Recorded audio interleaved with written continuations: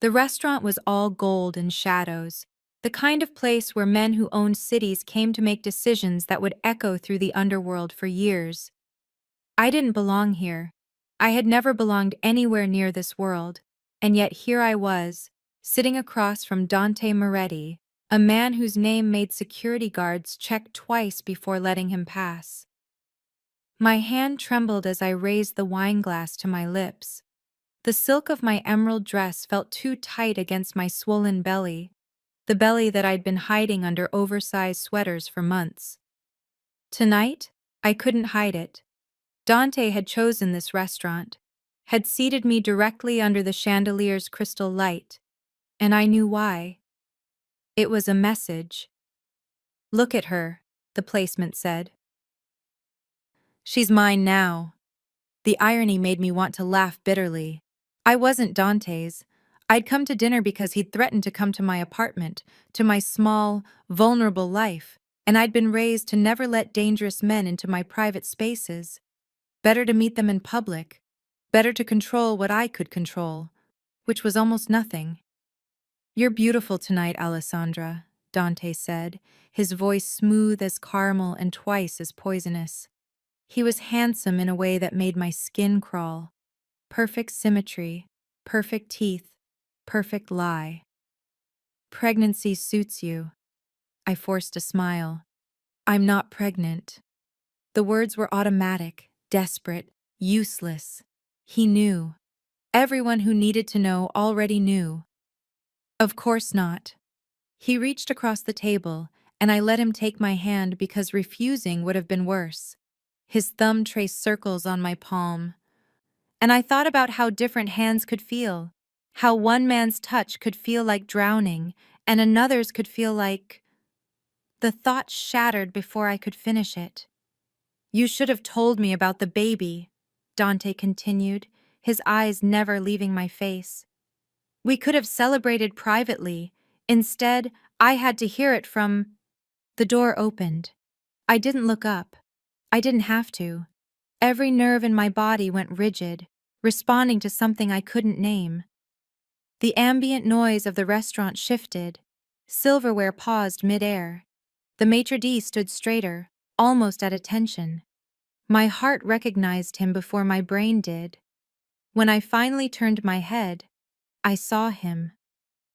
Viktor Kozlov stood in the doorway with a woman on his arm, sleek, blonde, the kind of woman who belonged in a restaurant like this. His mistress, probably. His current acquisition. He wore a charcoal suit that must have cost more than my entire monthly rent, and the casual way he moved through the space made it clear that he owned not just the room, but the air in it. He'd aged 3 months. That was impossible, and yet it was true. New lines around his eyes, his jaw harder, his shoulders carrying weight that hadn't been there when he'd left me without explanation, without apology, without anything but a text message that said, "It's over." Then he saw me. The entire restaurant felt it, that freeze, that crystallization of power and shock in a single moment. The blonde woman on his arm looked up at him, confused, but Viktor wasn't looking at her. His ice-blue eyes had locked onto mine across the sea of white tablecloths and crystal glasses, and I watched something change in his face. Watched, and felt it like a blade. His mistress tightened her grip on his arm, following his gaze. She saw me, pregnant, glowing under the chandelier light, sitting across from Dante Moretti with my hand still in his. She saw, and I watched her pale. Dante squeezed my hand. A promise. A threat. "Don't move." But Viktor was already moving. He dismissed the blonde woman with a single word I couldn't hear, and she peeled away from him like she'd been burned. He walked toward our table with the kind of calm that preceded violence, the kind that made security guards die before they could reach for their weapons. "Dante." His voice was gravel in winter. "I didn't know you were in the city." Dante smiled, and his smile was the smile of a man who'd been waiting for this moment. Just arrived. Thought I'd take some old friends to dinner. Victor's eyes found mine again. In them, I saw every moment we'd ever been together. His apartment, his hands, his voice telling me things in the dark that I wasn't supposed to believe. And I saw something else too. Something raw and furious and desperate, hidden behind ice. He saw the belly. He understood. Alessandra, he said, and my name in his mouth sounded like a prayer and a curse combined. You look different. She's glowing, Dante said, pulling my hand closer to him. Must be the pregnancy. She's been hiding it, but I think the secret's out now. The silence that followed was absolute. I could hear my own heartbeat, loud and frantic. I could feel Victor calculating, feel him running through the months, the timeline, the night he'd walked away. I could see the moment he realized that the baby inside me belonged to him. Belonged. That word had never been accurate. Congratulations, Victor said, and his voice was so cold that frost seemed to crystallize on the tablecloth. On the pregnancy and the companionship. He turned to leave, the blonde woman waiting by the door, looking confused and furious. But he paused. Just for a second, he paused, and I watched his hand curl into a fist. Take care of her, Dante, he said. She's fragile, breakable, easily frightened. I wouldn't want anything to happen to her before the baby comes. It was the worst thing he could have said, not because of the words, but because of what lay beneath them, that he cared, that he was claiming, even as he was leaving, that he was warning, because warning was all he could do if he'd already walked away from us. Then he was gone, and the restaurant inhaled again. The world tilted back into focus, and I realized I was shaking so hard that Dante had to set down my hand before someone noticed. Well, he said, cutting into his steak with methodical precision. Wasn't that interesting? I didn't answer. I was staring at the door where Victor had disappeared, and I was understanding for the first time that the city I thought I could survive in was about to be consumed by fire. And I had just struck the match. Dante didn't take me home that night. Instead, he drove me to a penthouse in the financial district, all glass and steel, and the kind of view that made you feel like you were floating above the world instead of living in it. You'll stay here, he said, not as an invitation. He guided me by the small of my back, and I hated how careful he was being, how aware of the baby. It made me feel colonized. Until I've decided what to do about our situation, I wanted to ask what situation he meant. Me, the baby, or Victor's dramatic reappearance in a life Dante had been so methodically building a narrative around. But I'd learned, in the 3 months since Victor left, that asking questions was dangerous. Asking implied you had agency, implied you could refuse. The apartment was beautiful in a way that felt sterile. Floor-to-ceiling windows overlooking the city at night. Furniture that probably came from some exclusive designer. A kitchen with expensive appliances that no one used. And a bedroom, a massive bedroom, where Dante showed me to a walk-in closet already filled with clothes in my size. For you, he said. I've been planning this, planning us. The words made my skin crawl. I stayed in the bathroom for an hour, just breathing. My hands shaking over the sink. The baby kicked, a strange flutter that felt like a question mark against my ribs, and I pressed my palm against my belly like I could communicate back. It's okay. It's okay. But it wasn't okay. It would never be okay. I'd just announced my pregnancy to the man it belonged to while being claimed by the man who wanted to use it as leverage. Around 2 a.m., I heard voices from the other room. Dante, and someone else. I pressed my ear against the door and tried to listen. Can't move on her directly, a man was saying. Kozlov's already making calls. The Lukian family is mobilizing. If we touch her, she's leverage. Dante cut him off, and his voice was different now. Colder. The voice underneath the charm. Not a person, a piece. And pieces move when I tell them to move. I pulled away from the door, feeling sick. The next morning I woke to the doorbell ringing. Dante had already left. A note on the kitchen counter said he had business, would return by evening, and I was not to leave the apartment. Not a request. A rule. I was standing at the window, trying to summon the energy to feel trapped, when I saw the car pull up below. A black Range Rover, so dark it seemed to absorb light. And when the door opened, I knew before I saw him. The city itself seemed to recognize him. People on the street instinctively moved out of his way. Victor. He stepped out of the car with a phone to his ear, saying something in rapid Russian that made even the casual pedestrians look nervous. He was dressed in a simple black shirt and tailored pants, and somehow that made him more dangerous than the suit from last night, like he'd removed the pretense of civilization entirely.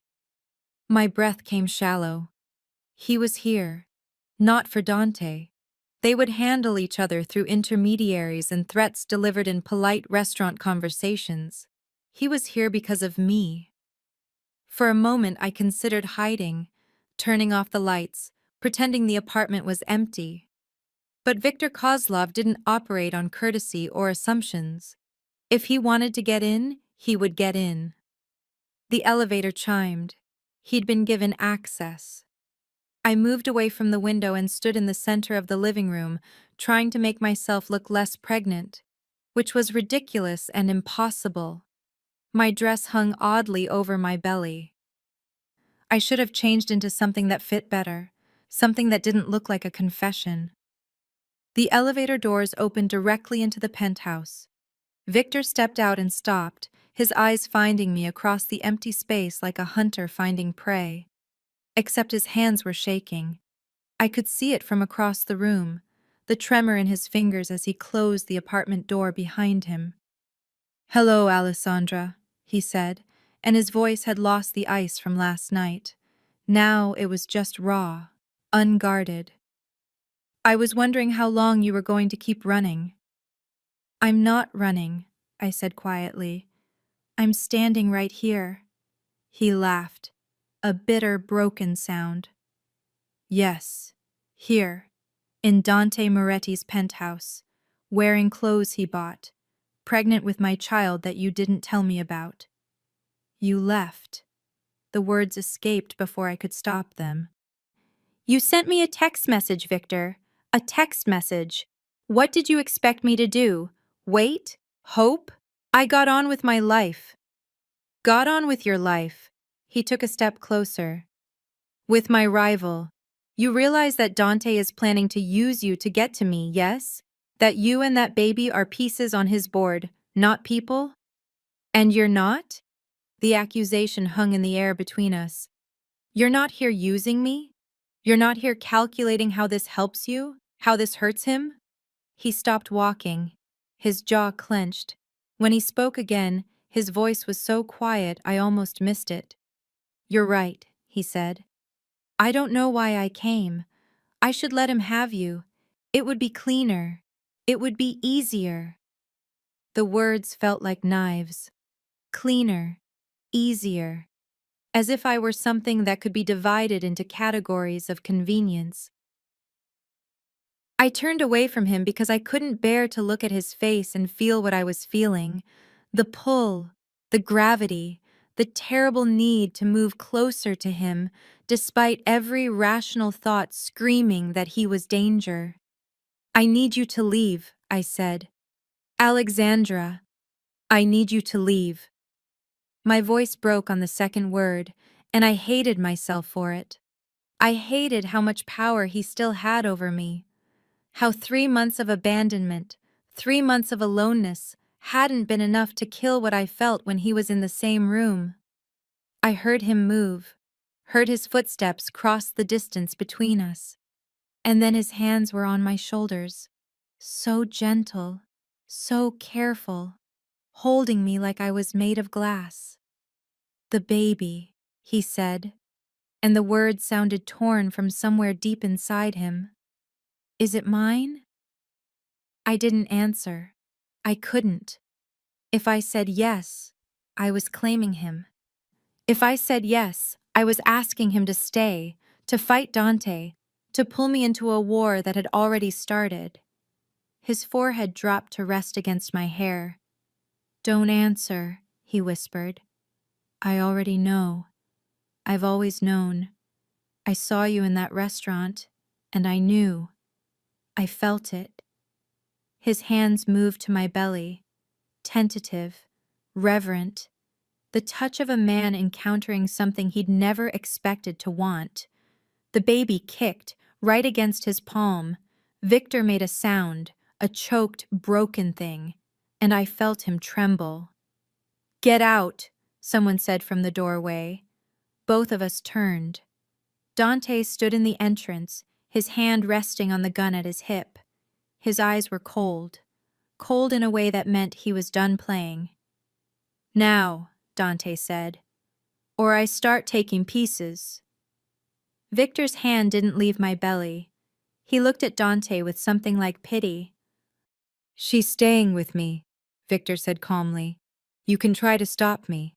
But understand, Dante, the moment your finger touches the trigger, you've declared war on the Kozlov family, and you'll lose. Get out." Victor pulled back slowly. He looked at me, really looked at me, and in his eyes, I saw every threat he was about to make real. "Pack a bag," he said. 10 minutes, whatever you can carry." "She's not going anywhere," Dante said. "No," I said, and my voice sounded like someone else's. "No, I'm not. I'm staying." It was the wrong choice.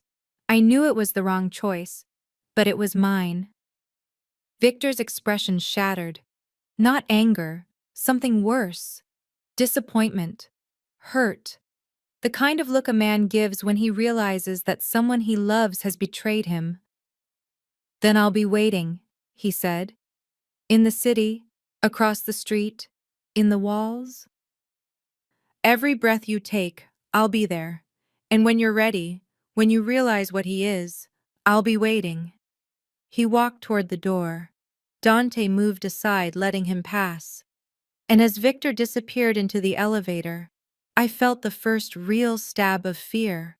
Not of Dante. Of what would happen when the man I'd just rejected finally understood that I wasn't his to protect.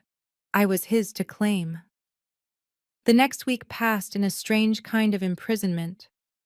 Not the bars and locked doors kind, but the kind where the cage is invisible and the bars are made of other people's choices. Dante was kind. That was the worst part. He brought me flowers.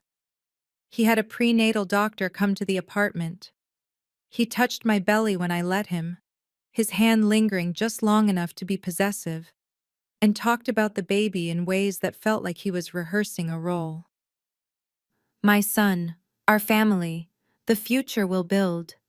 But I heard the other conversations, men coming and going, the phone calls taken in the study, the way certain names made Dante's jaw tighten. Kozlov, the Kozlov family, the old man's moving assets to the east side. We need to know why. It became clear, in those days, that Dante had been planning something long before I became convenient as leverage. Victor's empire was cracking from the inside, and Dante intended to exploit every fracture. I was just a tool. A particularly useful one, because now Victor would be emotionally compromised. On the 8th day, I tried to leave. I packed a small bag, just enough for a few days, and headed for the elevator. I made it as far as the stairwell before I realized there was a guard at the exit. "Mr. Moretti's instructions," he said politely. "No one leaves without his approval." I went back to the apartment and looked out the window. The street below was quiet, orderly, no sign of the black Range Rover. But Victor had said he'd be waiting. I pressed my hand against the glass and wondered if he was out there watching, if he could see me, if he even cared anymore. That night, Dante came home early. He'd brought wine, expensive wine from some private collection, and he wanted to talk. "I've been thinking," he said, pouring 2 glasses that I wouldn't drink from, "about the baby, about what we should name him." "It might be a girl," I said quietly. "No, it's a boy. I can feel it." He handed me a glass. I set it on the table untouched. "What do you think about Marco or Salvatore?" Inherited names. Names of men who'd probably died doing this work. Names that would come with expectations and violence and all the things that came with being born into a crime family. "I haven't decided," I said. Dante's expression shifted. Something darker leaked through the careful charm. "You haven't decided," he repeated, "as if you have a choice. I'm the mother. The choice is mine." He set down his wineglass with deliberate care. When he looked at me again, I saw why people feared him. It had nothing to do with the gun or the guards. It was the way his entire personality could recalibrate in an instant, shifting from kindness to something medieval and cruel. "You understand what you are, yes?" he said. "You're not my equal. You're not my partner. You're the woman carrying a child that will give me leverage over Viktor Kozlov. That's all you've ever been. That's all you'll ever be." The words didn't hurt, not the way they might have before, because I'd already suspected them. I'd always known them, somewhere deep in the part of me that was still rational. What hurt was knowing that Victor had understood this, had seen it from the moment I chose to stay. "I want to leave," I said. "No. I'm asking. Asking means nothing." He stood and walked to the window, looking out at the city lights. "You're going to stay here until the baby comes. You're going to give birth to my heir, and then you're going to raise him to understand what his grandfather bought with the Kozlov bloodline." I stood up slowly. My hand instinctively moved to my belly, a protective gesture that felt both futile and essential. "You can't keep me here forever. Can't I?" Dante turned to face me, and his smile was sad, almost apologetic. "Alessandra, I can keep you here for as long as I want. I can keep you here until the sun doesn't rise. I can make you believe that there's nothing beyond these walls except death." He walked closer, gently, so gently, he reached out and cupped my face in his hand. "The only person who could have taken you from me already tried," he said. "And you chose to stay. You chose to reject him. So now he's alone, watching from the shadows, knowing that you're mine, and that he can't touch you without starting a war he'll lose." My eyes filled with tears. I hated him for it. Hated that he understood human weakness so well. "The difference between me and Kozlov," Dante continued, "is that I understand you. He wanted to protect you by controlling you. I control you because that's what keeps you alive. There's a kindness in it, if you look deeply enough." He lowered his hand and walked away, leaving me standing alone by the window. I looked out at the street and tried to see the Range Rover, tried to feel Victor's presence the way he'd promised. But the city was just a city, full of millions of lives, and none of them looking at the penthouse where I was slowly being erased. That's when the power cut out. The apartment went dark. All of it. The lights, the climate control, the electronic locks on the doors. For a moment, everything was silent. Then the alarms started screaming. I heard shouts from the hallway. Gunfire, muffled but distinctive, and men running. Dante burst out of his study, weapon drawn, barking orders into his phone. The guards were scrambling to defend positions that were being attacked from the inside. "Stay in the bedroom," Dante commanded, pushing me toward the back of the apartment. But I stood rooted, watching the chaos unfold. The penthouse door burst open. Black-clad men poured in, faceless, efficient, moving like a tide. They weren't police. They weren't rival gangsters with territory to claim. They were something more organized, more lethal. And at the center of them, walking through the violence like it was raining and he had an umbrella, was Victor. He was different. This wasn't the broken man from the restaurant or the confused intruder from the apartment. This was the man Dante had been fighting against, the old Kozlov, the Mafia boss who ruled territories and bent families to his will. He moved with absolute control, his eyes scanning, calculating, finding Dante in the chaos like a compass needle finding north. "You were stupid," Victor said, his voice cutting through the gunfire. "Using her as leverage against me. That was stupid, Dante." Dante raised his weapon. Victor's hand moved, fast, too fast to follow, and the gun was in the air, clattering across the floor. Dante staggered back, cradling his broken wrist. "She's nothing to me now," Dante spat. "I've already moved, already won. That baby is marked."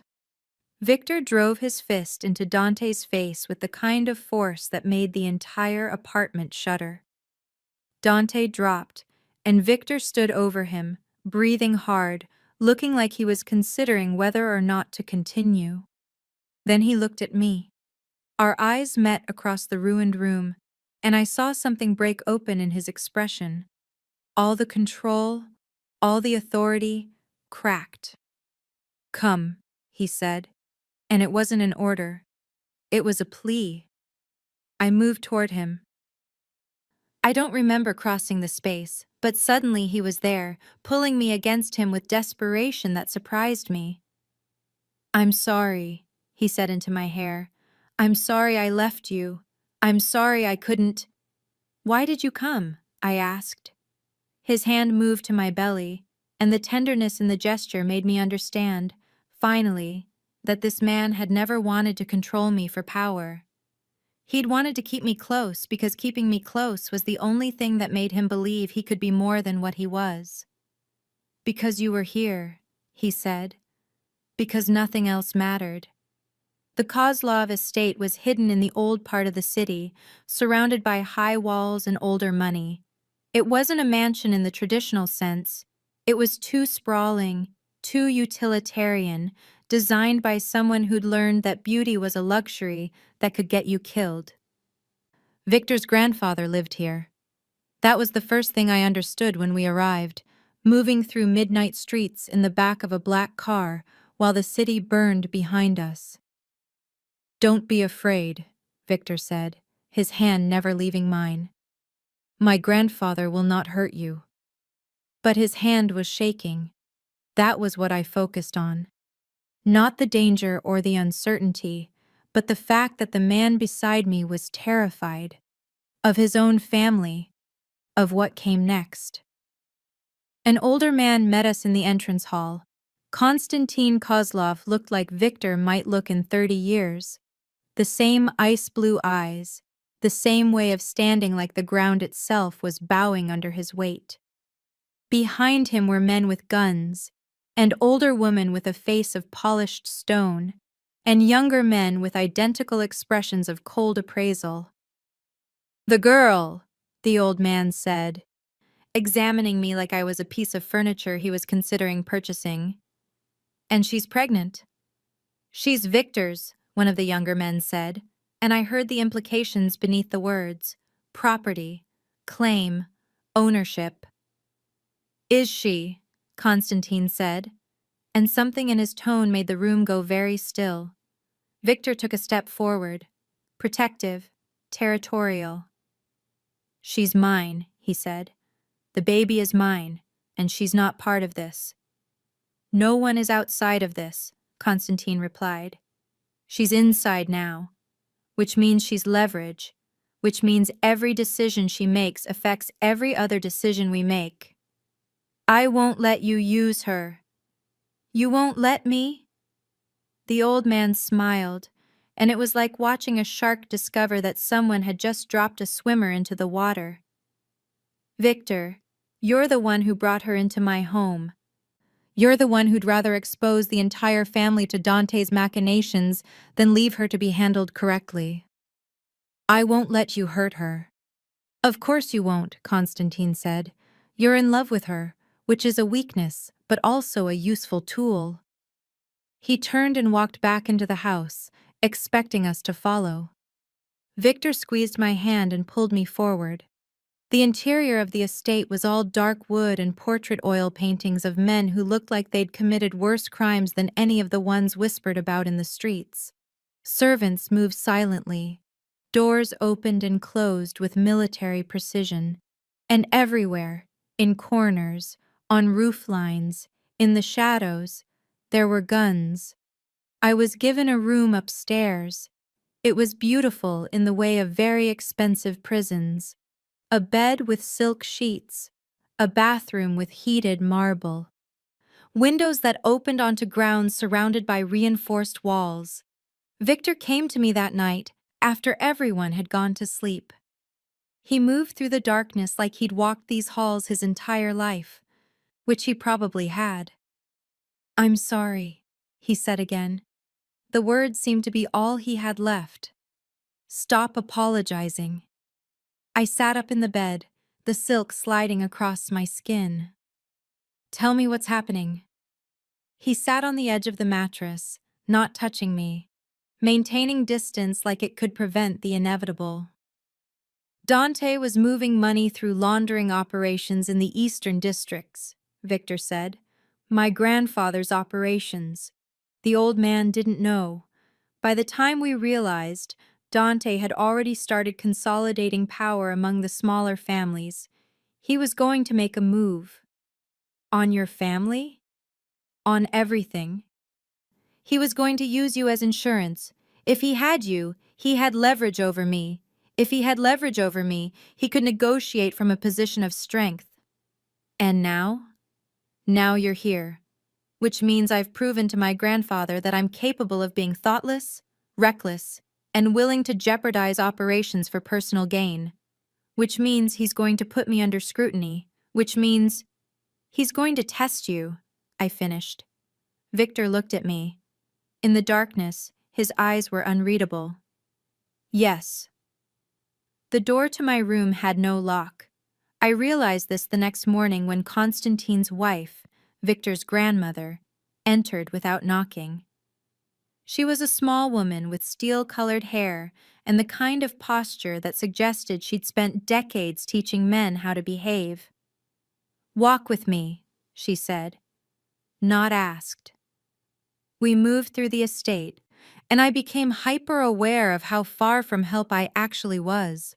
No phone, no way to contact the outside world. Just an older woman who owned territories and had probably made people disappear with a single word. You're wondering why I brought you out here, she said, as we walked through greenhouse gardens that seemed impossibly lush for the season. Yes. Because curiosity is good. It means you're not stupid. Stupid women cause problems. She paused to examine a rose, running her finger along its petals with disturbing tenderness. My grandson loves you. That makes you dangerous. I don't want to be dangerous. No one does, but we all are to someone. She looked at me. Tell me, when you were with Victor before, when he left you, did you hate him? The question caught me off guard. I tried to. I couldn't. Because you loved him more than you wanted to survive without him. She resumed walking. That's what I need to know. Can you survive without him? If circumstances require it? If his survival depends on you releasing your grip on his heart? I don't know, I said truthfully. Then we have a problem. She turned to face me, and her eyes were kind in a way that was somehow more terrifying than cruelty. Because the only way he survives what's coming is if he can function without distractions. And you, my dear, are the most dangerous distraction he's ever had. That night, Victor tried to touch me. We were in the library, hidden behind closed doors, and he reached for my hand like he was testing whether I was real. I pulled away. His entire body went rigid. "What's wrong?" he asked. "Your grandmother." He understood immediately, his jaw clenched. "She doesn't make my choices. But she influences them. And if being with me is going to hurt you, if it's going to make you vulnerable in a way that gets you killed..." I stopped, unable to finish the thought. "Then you choose for me? You push me away to keep me safe?" "Yes." He stared at me like I'd just told him I was leaving forever. And maybe I was. Maybe this was the moment where love became a luxury and survival became the only currency that mattered. "Don't," he said. "Don't make decisions for me, Alessandra. Not ever. That's what everyone else is trying to do. Control me, move me, use me. If you do it too, if I don't, you might die." He reached out and pulled me against him, and I felt the tremor in his hands. "Then we'll both die, but not like this. Not separated, not in agony."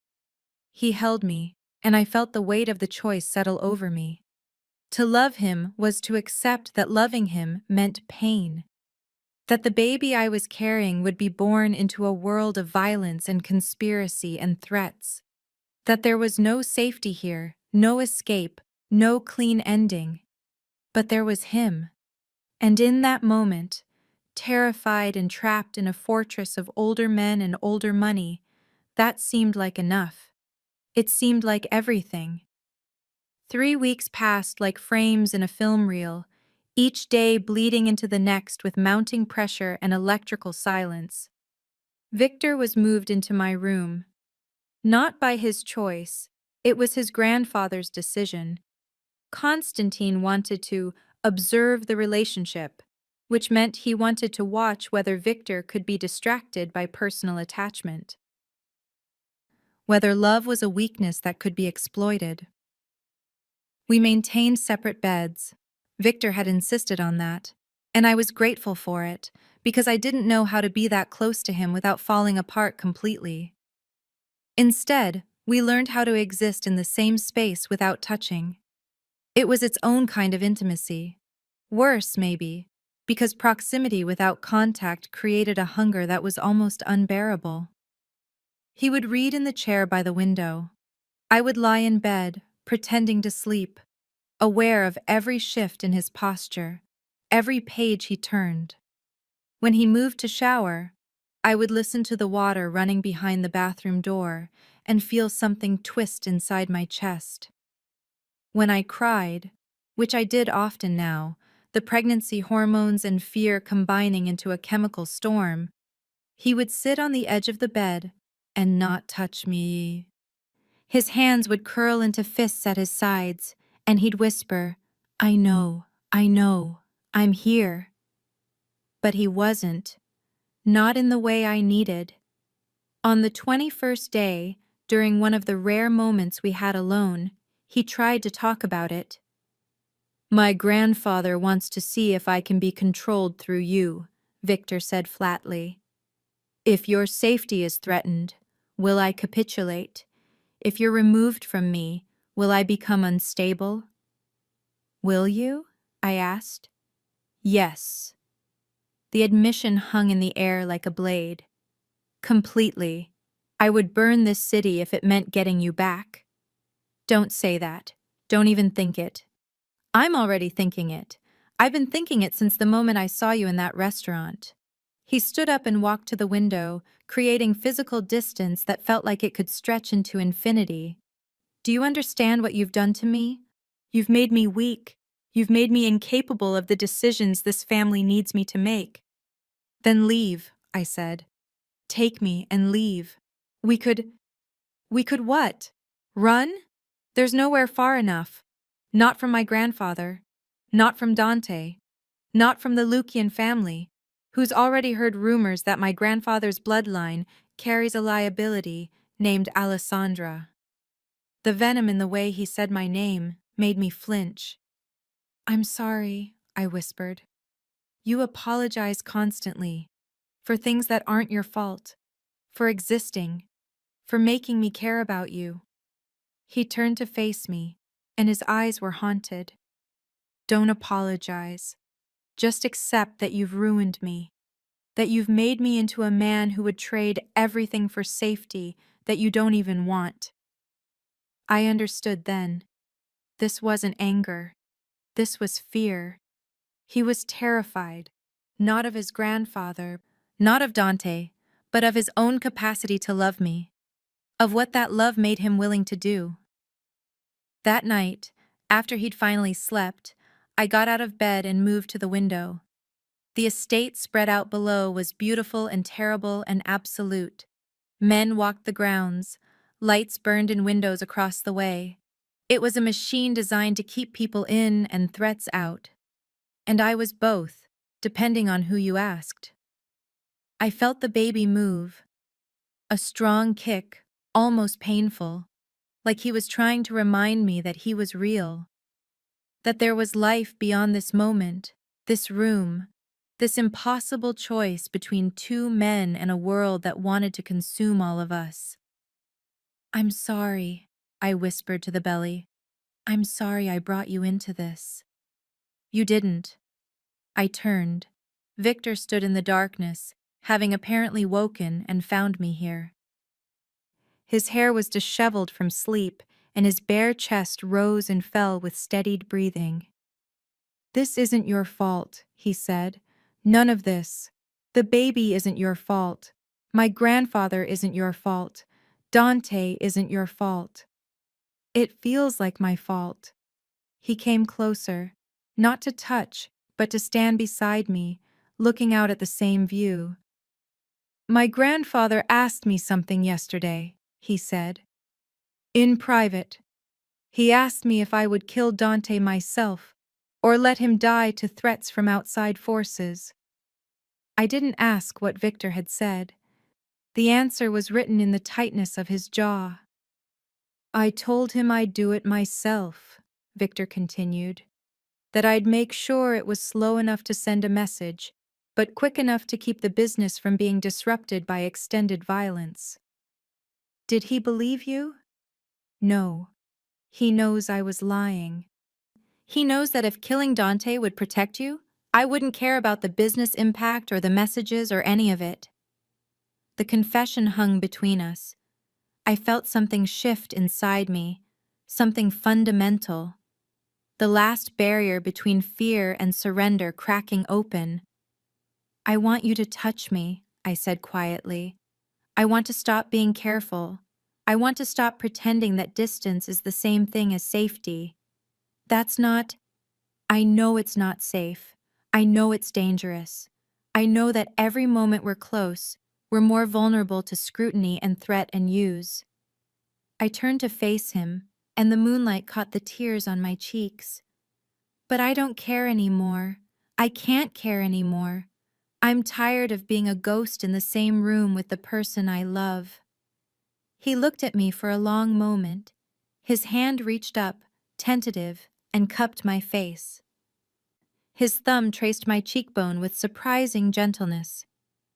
If I touch you, he said, I'm admitting that I can't survive without you, that you're not a luxury, that you're essential, and that makes you a target. I'm already a target, I said. There's no escaping that. So let me choose this. Let me choose you. Let me choose to matter to you in a way that goes beyond strategy and survival. He lowered his forehead to mine, and I felt him tremble. I love you, he said. I've loved you since the moment I left you. I love you enough to destroy everything I've built. I love you enough to burn it all down. Then stop running from it, I whispered. Stop being afraid. Just love me. And for the first time since the night before everything fell apart, he held me like I wasn't going to disappear. The silence after that moment felt like the silence before a storm, charged, waiting, full of promise and threat in equal measure. Victor didn't leave my room anymore. We maintained the pretense of separate beds, but that was all it was, pretense. Most nights, once the house had settled into sleep, he would come to me, and we would hold each other in the darkness while his grandfather's surveillance systems tried to decide what they were witnessing. We didn't talk about what would happen, didn't make plans, didn't pretend there was a future beyond the walls. We just existed in the present tense, the only time where anything felt certain. But tension was building. I could feel it like pressure beneath the skin. Constantine's wife found me in the library one afternoon, pulling books that I had no intention of reading off shelves at random. "You're making him weak," she said without preamble. She was knitting something, a baby sweater, I realized with a shock. "You should understand that.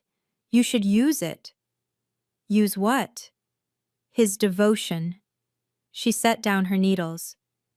"A smart woman would leverage that, would ask for guarantees, for safety, for concessions from his grandfather." "I'm not a smart woman," I said, "and even if I were, I wouldn't do that." "Why not? You're carrying a child that Constantine considers a liability. You're trapped in a house surrounded by people who would kill you if the wrong person gave the order. You have nothing but Victor's attachment to you. That's your only asset." "Love isn't an asset to be traded," I said. "If I use it, if I weaponize it, I destroy it." She studied me with something like respect. "You're either very foolish or very wise. I haven't decided which." The next day, everything changed. Dante was found in an abandoned warehouse, beaten beyond recognition, alive, but barely. The message was delivered by Constantine himself, in front of the assembled family. "The Moretti problem is resolved," the old man said. "But it cost us. It cost us resources and visibility and political capital with the families who were waiting to see how we'd respond." He looked directly at Victor. "The question," Constantine continued, "is whether we've resolved a threat to our security, or whether we've simply made a statement that will destroy anyone my grandson decides to protect, and that makes us reactive instead of strategic." "He threatened her," Victor said flatly, "and you killed him for it. That's admirable, in a personal sense. But personally admirable decisions are not always strategically sound. So what do you want me to do? Let him live? Continue using her as leverage? I want you to make decisions based on business, not emotion. I want you to prove that you're capable of cold calculation despite your feelings for the girl." Victor's hands clenched into fists. I watched him, sitting quietly in the corner of the conference room, where they'd placed me, as if I were an object being discussed, and I felt the rage building inside him. "I'm capable of whatever you need me to be," Victor said. "Are you?" Constantine leaned back in his chair. "Because I'm beginning to doubt that. I'm beginning to think that girl has made you useless." That night, Victor didn't come to my room. I lay in the darkness, listening for him, and he never came. The absence felt physical, like a piece of me had been removed while I slept. By morning, I understood what had happened. His grandfather was forcing a choice. Either Victor would maintain emotional distance, proving his dedication to the family, or he would continue his behavior, proving his unsuitability for the role he was expected to play. I found him in the study, standing at the window with a glass of whiskey that he wasn't drinking. "Don't," I said. He didn't turn around. "Don't what?" Don't do what your grandfather wants. Don't choose the family over me. It's not a choice I'm making willingly, he said. It's a choice I'm being forced to make, and I'm not strong enough to refuse. You are, I said. You're the strongest person I know. No. He finally turned to face me, and I could see the war happening inside him, raw and visible and devastating.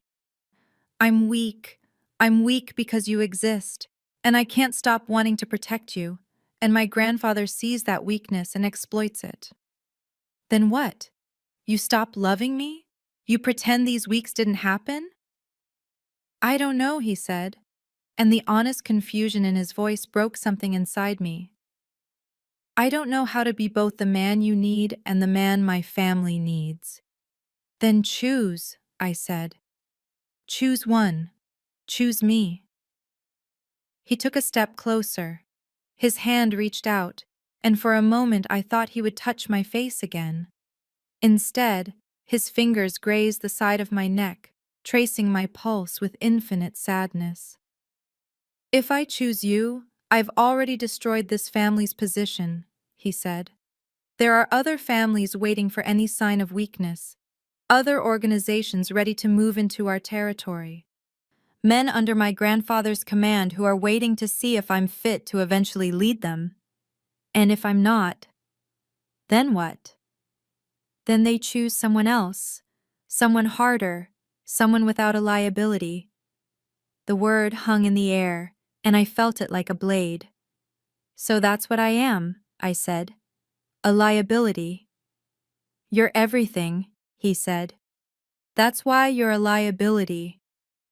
He moved away from me, creating distance. Physical distance that felt like it could stretch into infinity and never close again. Until the baby comes, he said. I need you to stay in your room. I need you to understand that we can't do this anymore. Not in this house, under my grandfather's watch, with so many people waiting for evidence that I'm compromised. Victor, please, he said, and the word was a breaking point. Please don't make this harder than it is. I left without another word, and he didn't follow. That night, alone in the darkness, the baby kicked hard enough to hurt. And I understood, finally, that love in this world didn't come with the luxury of being gentle. Love came with choices, and choices came with costs, and the only way to survive was to be willing to pay. 14 days of separation. 14 days of moving through the estate like ghosts in different timelines. Victor was colder during these days, sharper. The Mafia boss instead of the man who trembled when he touched my belly. He attended meetings with his grandfather, made decisions about business that I wasn't allowed to know about, spoke to other families on the phone with a tone that could have cut glass. It was the performance of strength. It was also the fastest way to destroy what little we'd managed to build. I understood what he was doing. I understood it was necessary, but understanding didn't make it hurt less. On the 15th day, there was a party. Constantine was hosting some of the lesser families, political gestures, business courtesies, the kind of gathering that required showing stability and strength. I was told to stay in my room. I was also told to wear the dress that had been left on my bed. Emerald silk again. The same color I'd worn to the restaurant where everything began. It wasn't a coincidence. I heard the guests arriving around 8 o'clock. Men's voices, the clink of glasses, the soundtrack of power being negotiated in real time. I sat on my bed, hands folded over my belly, and tried not to hope. Hope was dangerous. The door to my room opened without knocking. Victor stood in the doorway, dressed in a suit that looked like it had been tailored to the exact dimensions of his body. His hair was pulled back. His expression was glacial. He looked like a man who could make people disappear without feeling a thing. Come, he said.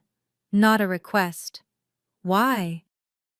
Because my grandfather has decided that you should be visible, that you should be seen as part of the family, not as a hidden liability. He didn't meet my eyes. It's strategy. I stood slowly, using the bedpost to steady myself. The dress fit perfectly.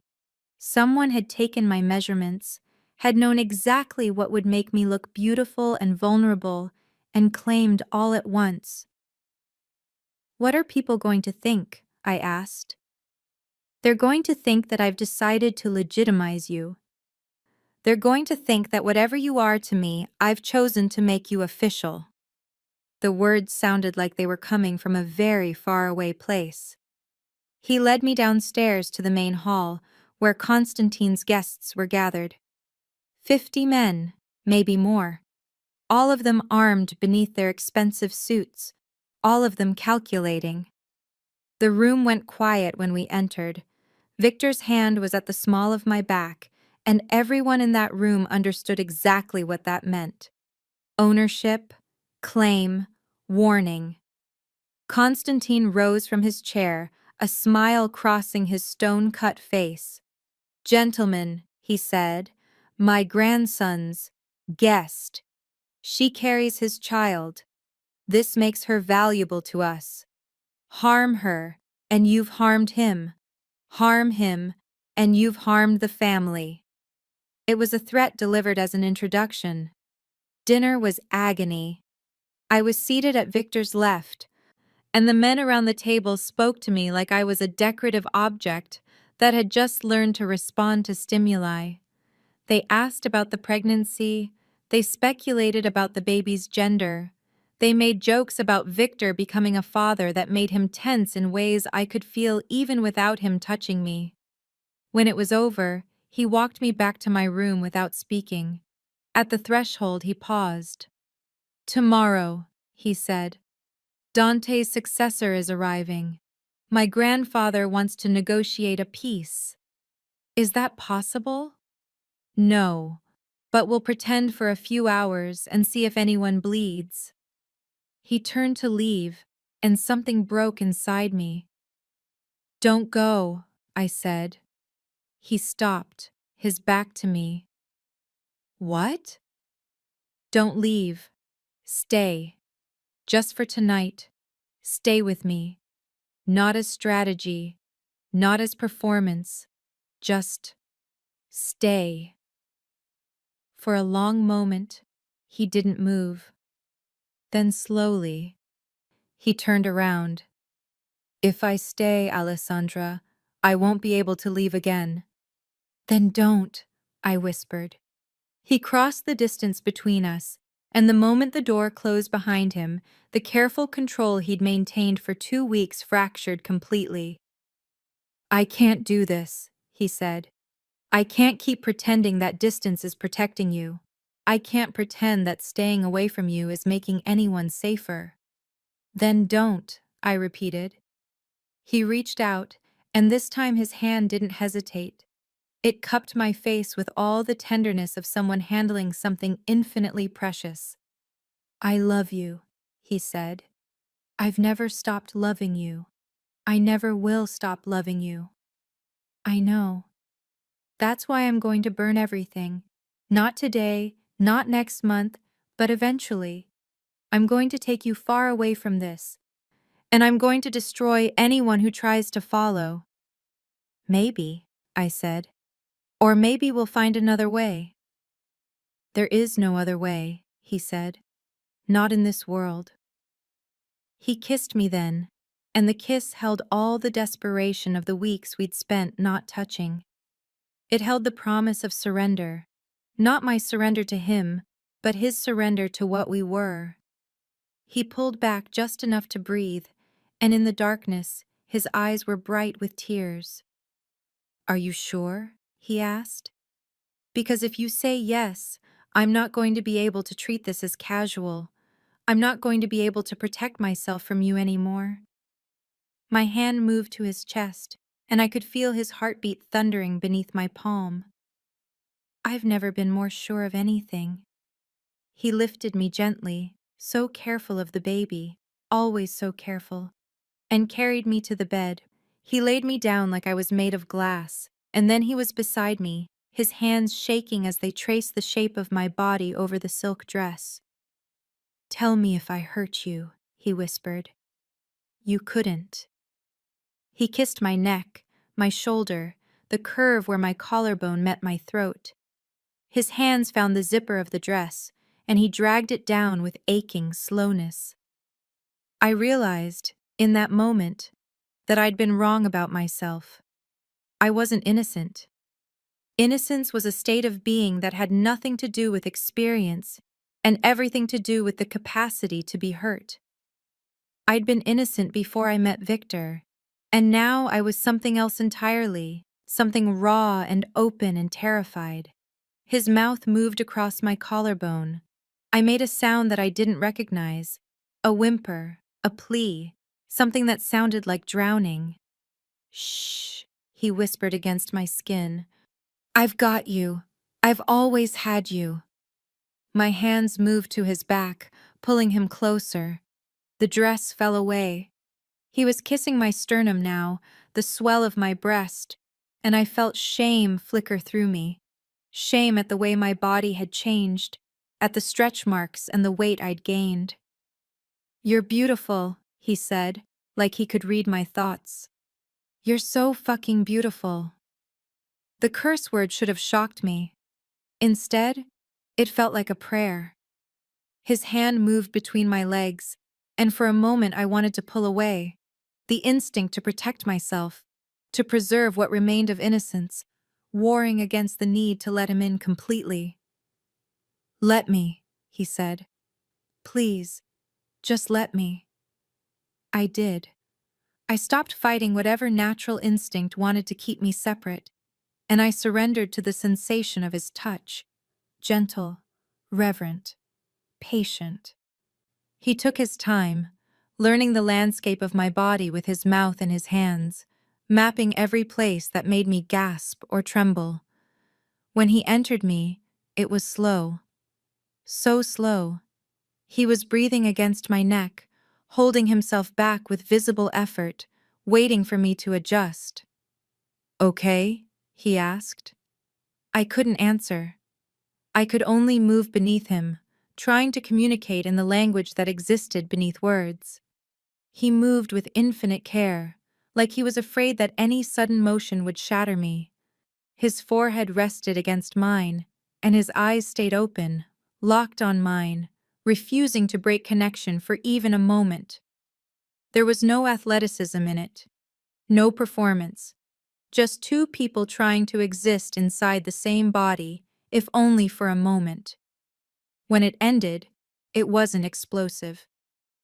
It was implosive, a gathering of all the tension and separation and desperate love, and then a slow dissolution into something closer to peace than I'd felt in months. He held me afterward, his arm across my belly, his face buried in my hair. We didn't speak. The silence felt sacred. Outside the window, the city burned with November lights. Inside the room, we existed in a bubble that felt like it could last forever, even though we both knew it was already collapsing. "I'm yours," I whispered, not to him, but to the darkness. "I'm completely yours." He didn't respond with words. He just held me tighter, and I felt him begin to cry, silent tears that dampened my hair, the sound of a man giving up the last of his defenses. In the morning, everything would be different. But for that night, we were safe. We were whole. We were loved. It was enough. The attack came before dawn. Not from the outside, from within. I learned this later, pieced together from fragments of conversation I wasn't supposed to hear. Constantine's own man, someone he'd trusted for 40 years, had made a deal with the Lukian family. They'd offered him enough money to purchase another life, and he'd decided to cash in. The explosives were set in the wine cellar. The plan was to detonate them during the meeting with Dante's successor, eliminating not just Constantine, but half of the family's leadership in one blow. Victor woke me with his hand over my mouth. "Get dressed," he said. "Now. Don't ask questions." I obeyed, my hands shaking as I pulled on clothes. Outside the door, I could hear the sound of gunfire, screaming, the kind of chaos that comes before actual violence, when people realize that everything they thought was stable has fractured. He pulled me down the hallway toward a staircase I'd never noticed before. Hidden. Intentional. "What's happening?" I asked. "My grandfather is being murdered," Victor said flatly. "By someone he trusted. It doesn't matter. What matters is getting you out." "I'm not leaving without you." "You're not leaving at all," he said. "You're going to the panic room. You're going to stay there until I come back for you." "And if you don't?" He didn't answer. He just pulled me into a room hidden behind a bookshelf, revealed a door that looked like it was part of the wall, and pushed me inside. "Lock this," he said. "Don't open it for anyone but me. Understood?" I tried to grab his hand, but he was already moving. The door was closing. "Victor, I love you," he said. "I love our child. That's why I'm going back out there. That's why I'm going to burn it all down and rebuild it, and I'm going to do it for you." The door closed. The lock clicked. I was alone in a room that was maybe 12 by 12, with supplies and water and a radio that I was afraid to use. I could hear the violence through the walls, muffled, but visceral. Explosions, screams, the sound of a regime dying, and something new being born from the ashes. Time became meaningless. I don't know if it was hours or days that I spent in that room, listening to the sound of Victor's world tearing itself apart. The baby kicked constantly. I talked to him, or her. I was beginning to suspect it might be a daughter, despite the predictions, explaining that his father was out there fighting, that he was doing this for us, that everything would be okay, even though I didn't believe it. When the door finally opened, I didn't recognize the man standing in front of me. He was covered in blood. His shirt was torn. There was a gash across his ribs, another along his left arm. His eyes were the wrong color, dark in a way that had nothing to do with pigment, and everything to do with having witnessed things that changed a person at their fundamental core. "Victor," I said, and his name was a question. He stepped inside and closed the door behind him, and then his control fractured. He fell to his knees, and I moved to him, pulling him against my body, even though he was the bigger one, the stronger one, the one who was supposed to protect me. "I had to do it," he said, his words muffled against my belly. "I had to kill him myself, to prove that I was still in control, that I hadn't been compromised by you." "Who? Who did you kill?" "Everyone," he said. "My grandfather, the man who betrayed him, half of the captains who'd sworn to him. I had to prove that I was capable of making the hard choices." I held him, and in my arms, he felt like he was coming apart. "I killed them," he repeated, "so that they wouldn't kill you, so that there would never be any doubt about whose bloodline matters more." "That's not... You didn't have to." "Yes, I did. That's what you don't understand. That's what living in this world means. You have to be willing to destroy everything beautiful to protect the one beautiful thing you can't bear to lose." His hand moved to my belly, and he pressed his forehead against the baby, and I felt something shift in the universe. This was love in the Mafia, not romance, not gentleness. Just the willingness to become a monster if it meant keeping the person you loved safe. "Come with me," he said. "Get up, we have to move." "Where?" "To the surface, to let you see what I've done." He helped me up, even though he could barely stand himself, and he led me out of the panic room and into the hallway. The estate was chaos, bodies everywhere, servants who'd been caught in the crossfire, soldiers who'd been loyal to the old regime.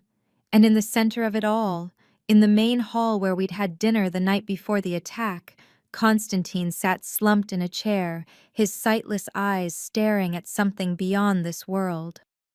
I turned away and vomited into a decorative pot. Victor didn't try to comfort me. He just stood there, his hand on my lower back, accepting the accusation in my silence. "I'm the head of the family now," he said flatly. "This is my territory. These are my people, my violence, my choices, my blood." "And me?" I asked, wiping my mouth with a shaking hand. "What am I?" "You're the reason I'm still human enough to be able to ask that question." He pulled me against him, and I didn't have the strength to push away. Over the next hours, I learned that Constantine had been planning for contingencies, other safe houses, other territories, other resources. Victor spent the day making phone calls and giving orders, slowly consolidating power, transforming the family business from a dying regime into something new and hungry. By evening, he came to me with a gun. "We're leaving the city," he said, "tomorrow morning. I've arranged transportation, somewhere south, somewhere warm, somewhere very far from here." "Where? Does it matter?" I looked at him, at the blood he couldn't seem to wash off, at the exhaustion in his eyes, at the way his hands still shook when he wasn't holding something. "You're not coming with us," I said. It wasn't a question. "Not immediately. I have business here. I have to ensure the transition is absolute. I have to make sure no one questions my authority." "How long?" "A month. Maybe 2. The thought of carrying a child, giving birth, learning to be a mother while he was dealing with the aftermath of a violent coup felt impossible. But I was learning that impossible things happened when you loved someone enough to accept them. "I'll wait," I said, "for however long it takes." He kissed me then, and the kiss tasted like ash and blood and the strange perfume of new power. "You'll be safe," he promised. "I'll make sure of that. Nothing will ever touch you again. I'll kill anyone who tries." I believed him. That was the terrifying part. I believed him completely. The safe house was in the Bahamas, a private island that Victor owned through so many shell corporations that even his own lawyers weren't entirely sure who technically held the deed. White sand, turquoise water, the kind of place designed to look like paradise, while being, in reality, a very beautiful prison. I gave birth to a daughter on a night when a hurricane was raging outside. Her name was Marina, the only name Victor had insisted on before he left. A name that meant "of the sea." When I held her for the first time, my hands shaking, and my body devastated in ways I hadn't anticipated, I understood what it meant to love something more than I loved breathing. She had his eyes. Even in the newborn darkness, I could see the ice blue that would someday intimidate men and destroy their empires. Victor came to meet her when she was 2 months old. He arrived like he always did, quietly, with a private plane and security that was so effective I didn't even realize he was there until I saw him standing in the doorway of the nursery. "Hello, Marina," he said softly, and his entire face changed. He picked her up with both hands, like she was made of spun glass, and he cried. Not the controlled tears of a man managing his emotions, but the raw sobs of someone who'd been given something he didn't know he deserved. "She's perfect," he whispered. "She's perfect." "She's strong," I said. "She cries like she's threatening people." He laughed, a real laugh, the first one I'd heard since the night of the attack. "She's a Kozlov. She should threaten people." That night, after Marina was asleep, we lay together on the porch of the house, watching the water change colors with the sunset. I can stay for a week, he said. After that, I have to return. There are still people consolidating power under the guise of loyalty, waiting to see if I'll prove to be weak or strong. Are you weak? With you? He reached over and took my hand. Yes, completely. You make me want to abandon all of this. You make me want to be someone else entirely. Then do it, I said. Abandon it. Be someone else. I can't, he said, and the sadness in those 3 words was comprehensive. Because if I do, someone worse will fill the vacuum, someone without your influence, without your humanity, and they'll come for you. They'll come for Marina, and I won't be strong enough to stop them. So we're trapped, I said. We're safe, he corrected. That's not the same thing as trapped. Safety is the luxury I can give you now. It's the only luxury that matters. He showed me his phone while we talked. News from the city, expansion of territory, new business arrangements with families that had previously aligned with other powers. Photos of Rita, his new second-in-command, standing beside him in the traditional colors of the Kozlov family. Is she more than that? I asked, and hated myself for asking. She's useful, he said. And loyal. And she doesn't threaten the power structure by distracting me with emotional complexity. But no, she's not more than that. She'll never be more than that. I'm sorry that I'm a distraction, I said. He rolled over, propping himself on one elbow, and looked down at me with an intensity that made my breath catch. Don't apologize for being the thing that makes me human, he said. Don't apologize for being the reason I can look at myself in the mirror and remember that I'm not just a predator. Are you sure about that? About being human? No, he said honestly, but I'm willing to keep trying for you. He stayed for the week. He helped me with Marina, learning to hold her bottle properly, understanding how to swaddle her against the cool island night.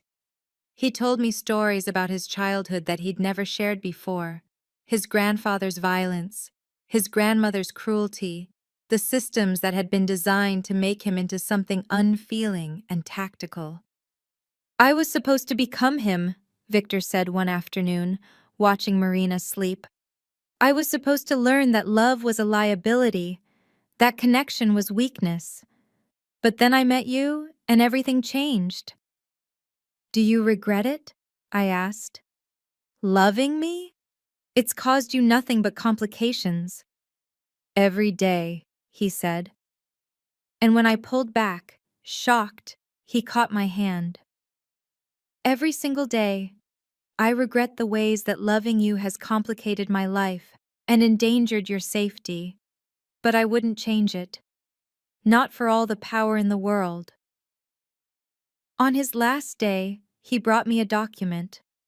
Legal paperwork that transferred a significant portion of his legitimate business holdings to my name. If something happens to me, he said, you and Marina will be secure. You'll have enough resources to disappear, to rebuild, to live a life that has nothing to do with this world.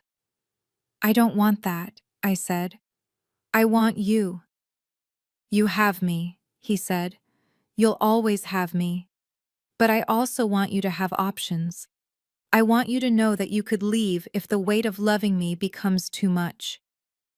It's too much, I said. But I'm staying anyway. He pulled me close, and in his embrace, I felt the weight of choice. The understanding that I'd made a decision, and that decision would ripple through the rest of my life, defining me, consuming me, saving me. I love you, I said, for exactly who you are, for what you've had to become, for the man you're trying to be because I exist. I love you, Victor Kozlov, not despite the darkness, but because you're willing to stand in it so that I can stand in the light. He didn't respond with words. He just held me tighter, and in his silence, I felt the answer. 3 years passed on the island. 3 years of building a life in the spaces between worlds. Marina grew into a toddler with her father's ice blue eyes and my tendency toward quiet observation. She would stand at the edge of the water and watch the waves with an intensity that seemed far too old for her small body. Victor called her his serious girl. I called her precocious. In truth, she was just learning the world from a position of being loved fiercely and completely. Victor came every month, never staying longer than a week, always leaving with the weight of the world pressing against him again. During these visits, he was completely hers and mine. During his absences, I existed in a strange kind of waiting. The island was beautiful and isolating. I had staff who served quietly, asking no questions. I had access to education materials that I used to teach Marina, already showing signs of brilliant complexity at age 4. I had everything except freedom. Until the phone call came. It was Rita, Victor's second-in-command. Her voice was efficient and cold and deeply, fundamentally sorry. "He's been shot," she said. "The rivals from the Lucian family. They've been escalating their movements, testing boundaries. Victor went to a meeting meant to broker peace, and they—" She paused. I could hear her breathing, could feel the weight of what she was about to say. "He's alive, but he's in bad condition. He's asking for you." I made arrangements within the hour. Private plane, security. The understanding that returning to the city meant returning to the world of violence and threat that I'd managed to keep at arm's length for 3 years. He was in a private hospital, technically a clinic, technically not licensed by any official body. The kind of place where the medical establishment looked the other way, and powerful men recovered without anyone important knowing they'd been shot. Victor was unconscious when I arrived. A bullet had punctured his right lung. Another had grazed his spine.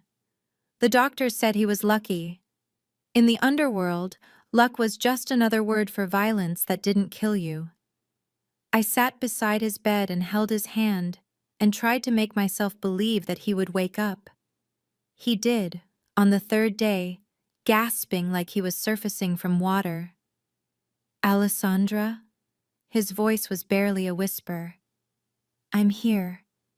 Don't move. Don't talk." I thought... He coughed, blood staining the corner of his mouth. "I thought you might not come." "Of course I came," I said, and felt tears spill down my cheeks. "I always come. I will always come." "The city is chaos," he said. "With me gone, even for a few days, they're moving, testing. They want to know if I'm still capable of leading, if I'm too weak, too distracted, too human. Then we'll deal with it together," I said, even though I knew it was impossible, even though I knew that my presence was exactly the kind of liability that would make him weaker, not stronger. "I need you to take Marina," he said. "I need you to take her and disappear. There's a place in Prague, money, identities. Everything you need to start over without the name Kozlov attached to you. I'm not leaving you. You have to." He squeezed my hand with whatever strength remained. "Because I'm not going to survive this. And when I'm gone, you and Marina will become targets, not assets, not leverage, just evidence." "Don't say that," I said. "Don't give up." "I'm not giving up," he said. "I'm being rational. I'm being tactical. I'm doing the one thing that a mafia boss is supposed to be able to do, making the hard choice to protect the person he loves."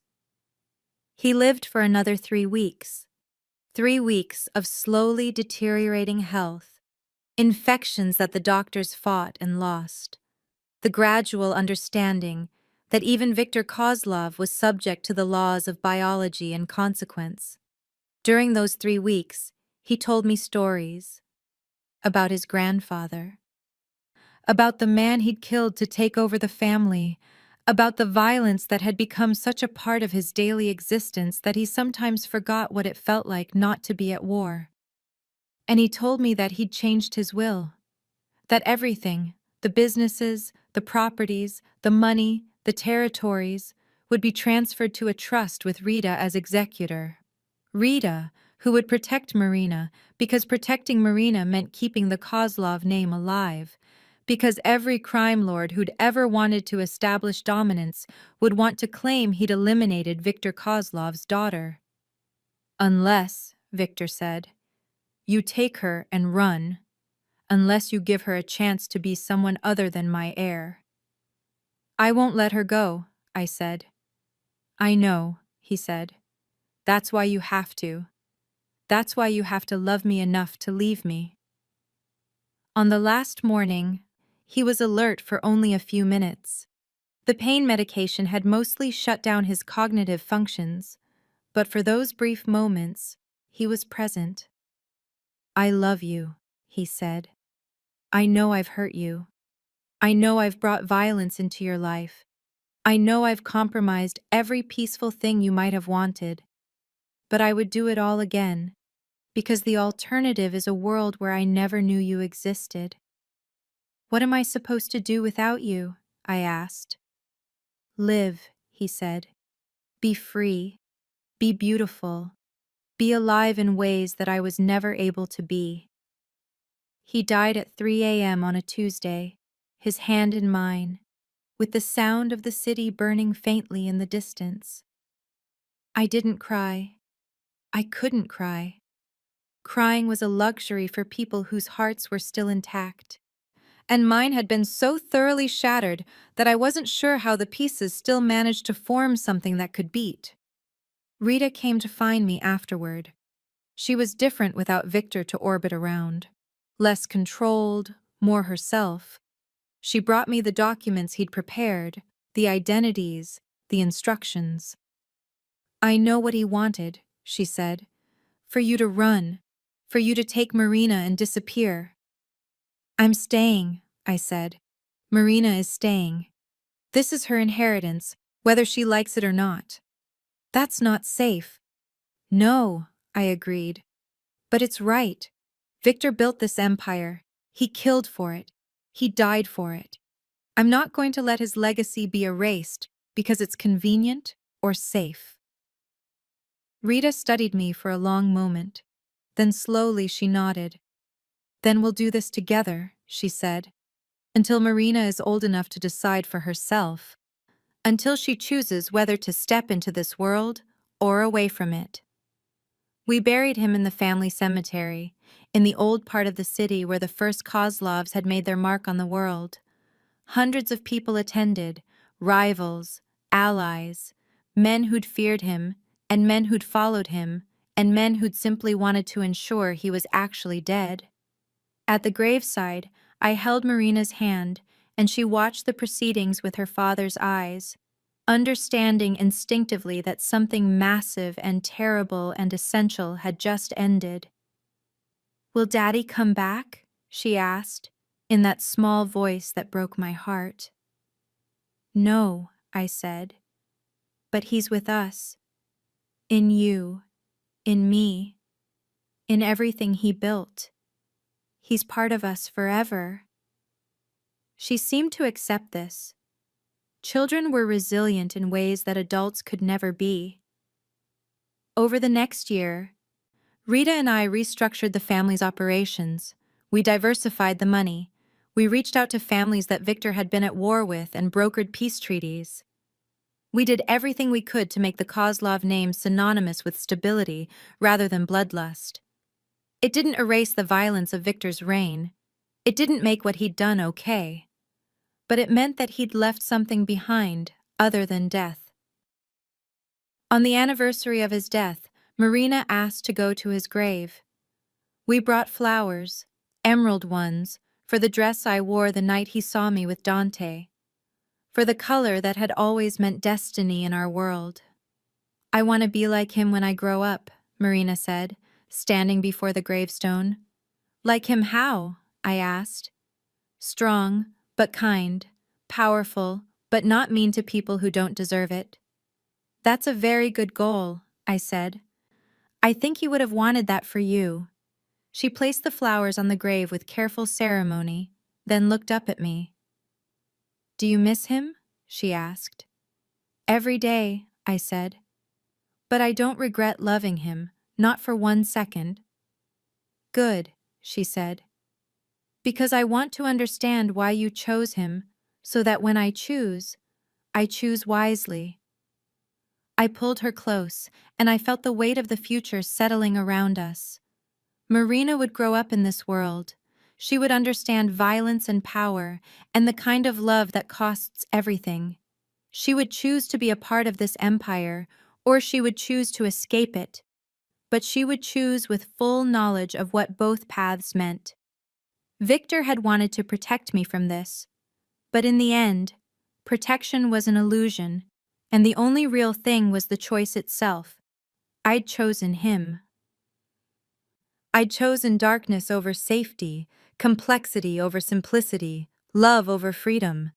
And even knowing how it ended, with him in the ground and me standing over his grave, I would choose the same way again. Because some things were worth the cost. Some things were worth everything. The Kozlov Empire continued. Through Rita's pragmatism and Marina's growing intelligence, it evolved. It became less about violence and more about dominance through power. It became less about destruction and more about control. But in my private moments, I wondered if Victor was watching from whatever came after. If he saw the daughter he'd never had the chance to know, growing into her power. If he understood that by dying, by giving everything to me and Marina, he'd accomplished what all his violence never could. He'd created something that would outlive him. They say that love conquers all. They don't mention that sometimes the conquest costs everything. That sometimes surrender is the only victory available. But I'd learned that lesson well, standing in a restaurant 3 years ago, seeing the man I loved frozen at the sight of the child he didn't know existed. Everything that followed came from that single moment, everything beautiful and terrible and worth living for.